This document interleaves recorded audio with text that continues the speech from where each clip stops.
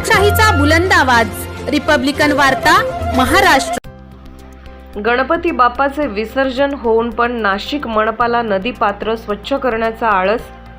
बऱ्याचशा भागात महानगरपालिका ही कामाबाबत दिसून येते उदासीन। बातमी नाशिक।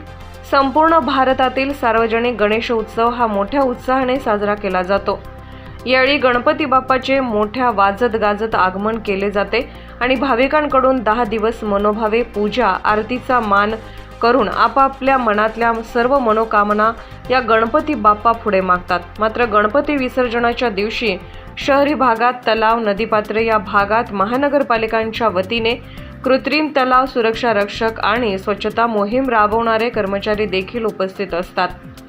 मोजक्याच काही ठिकाणी नाशिक मनपाच्या वतीने नदीपात्रालगत मोहीम ही राबवली जाते, पण नाशिक महानगरपालिकेच्या हद्दीतील गंगापूर गाव प्रभाग क्रमांक 8 येथे गंगापूर गाव येथील अमरधाम घाट येथे गणेश विसर्जनाच्या मूर्त्या या अजून 8 दिवसानंतर पण नदीपात्रात पडून आहेत। या नदीपात्रातील गणपतीच्या मूर्त्या पाहून नागरिकांनी तसेच भाविकांनी नाशिक मनपा विरुद्ध संताप व्यक्त केलाय।